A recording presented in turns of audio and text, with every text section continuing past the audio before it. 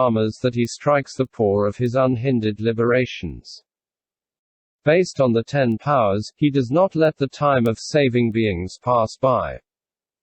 It is to the entire world with its gods and men that he announces.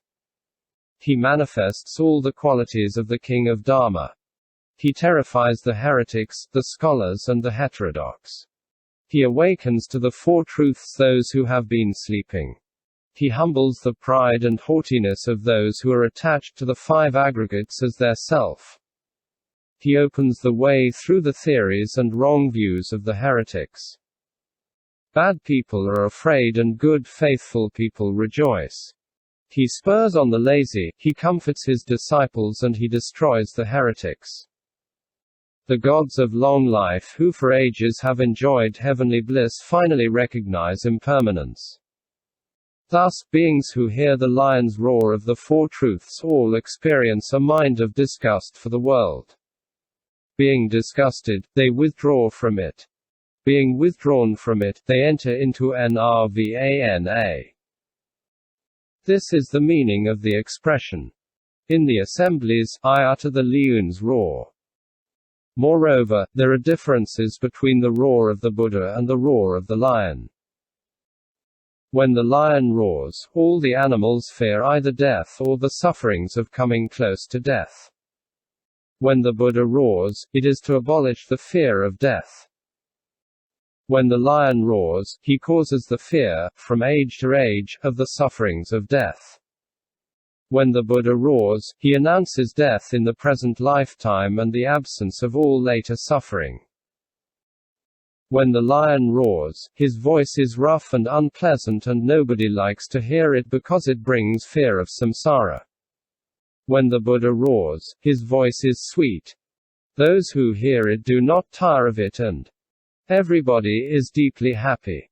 It is heard everywhere at a distance and can bring 2 kinds of happiness. 1. The happiness of a rebirth among the gods and 2. The happiness of nirvana. These are the differences. Question. But when the Buddha roars, it is to frighten his listeners also. How does his roar differ from that of the lion? Answer.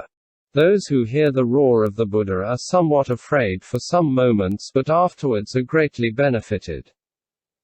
People attached to the idea of a self, hoping for the happiness of this world, bound by the errors consisting of believing to be eternal that which is not eternal, having their minds disturbed by wrong views.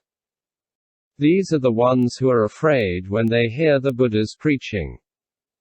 Thus it is said in a sutra. When the Buddha preaches the 4 truths, even the higher gods are afraid and think. So we too are impermanent, full of suffering, impersonal and empty. As a result of what mistake have we believed in eternal bliss? This is the difference. Furthermore, all those who hear the roar of the lion are afraid except those who have renounced desire.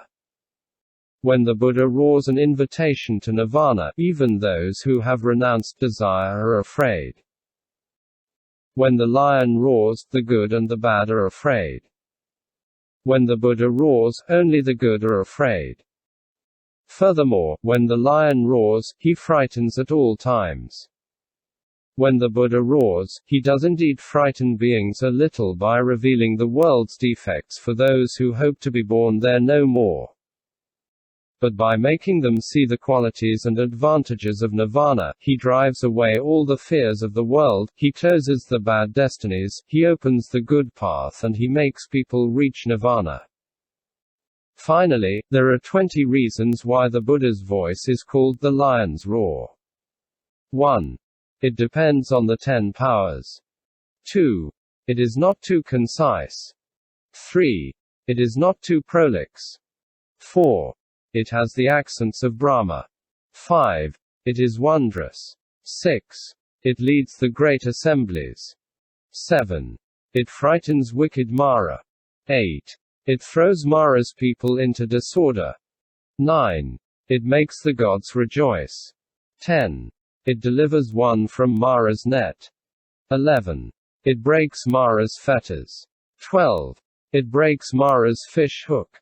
13. It bypasses Mara's domain. 14. It increases its own system. 15. It reduces others' systems. 16. Its fruit of retribution is not deceptive. 17. His preaching is not futile. 18. Worldly people enter into the noble path. 19. Those who have entered the noble path obtain complete destruction of the impurities. 20. According to needs, one acquires the three vehicles. This is why the Buddha's voice is called the roaring of the lion. In its general characteristics and its specific characteristics, this is the meaning of the roar of the lion. G. I turn the wheel of Brahma. I turn the wheel of Brahma. Because it is pure, it is called of Brahma. The wisdom of the Buddha and of the Dharma associated with his wisdom is called wheel. Because those who adopt it follow the Dharma, it is a wheel. The wheel of Brahma. This wheel has the four perfect foundations of mindfulness as its hub. The five spiritual faculties and the five strengths are its spokes. The four foundations of magical power are its solid rim and the right efforts are the joints. The three liberations are its pegs. Concentration and wisdom are the coachman. Pure morality is the perfume with which it is sprinkled. The seven factors of enlightenment are the varied flowers with which it is ornamented. Right view is its turning to the right. Purity of faith is its beauty. Right exertion is its speed. The fearless lion's roar is its pleasant sound which frightens Mara's wheel. Breaks the 12-membered wheel of dependent origination. Destroys the wheel of samsara, drives away the wheel of the passions, derails the wheel of karma, stalls the wheel of the world and crushes the wheel of suffering. It brings forth the joy of the yogins and the respect of gods and men. No one other than the Buddha can turn this wheel, for it consists of the Dharma of the Buddha. This is why the latter declares, I turn the wheel of Brahma, the wheel of the Buddha and the wheel of the Chakravartin. Moreover, the Buddha turns the wheel of the Dharma like the noble Chakravartin king turns the jewel of the wheel. Question. What resemblance is there between the Buddha and the noble Chakravartin king? Answer. This king is pure and takes birth in an unmixed lineage. In accordance with his family, his actions are perfect. All the physical signs adorn his body. His royal virtues are complete and he is able to turn the jewel of the wheel. Anointed with perfumed water on his head, he takes up his royal rank and reigns over the four continents. He has destroyed banditry so well that no one dares to oppose him. His treasury of jewels is abundant and the morale of his troops is raised by the presence of the seven jewels. He wins over all beings by the four methods of captivating. He exercises the royal law well and delegates the noble families. He governs the kingdom by means of his prefects, his soldiers and his ministers. He loves to distribute his most precious wealth. From beginning to end, his knowledge and his mindfulness are unchanging. The Buddha, king of the Dharma, is just like that. The Buddha Sakyamuni, Dipamkara, Ratnapuspa, etc. takes birth in the pure family of the Buddhas. He actualizes the bodily positions of the previous Buddhas. He possesses all of the 32 physical marks that serve him as adornments. His attitudes as holy teacher being perfect, he turns the true wheel of Dharma. He receives the crucial anointment with the elixir of wisdom. He is the elder in the triple world. He destroys the bandits that are the conflicting emotions.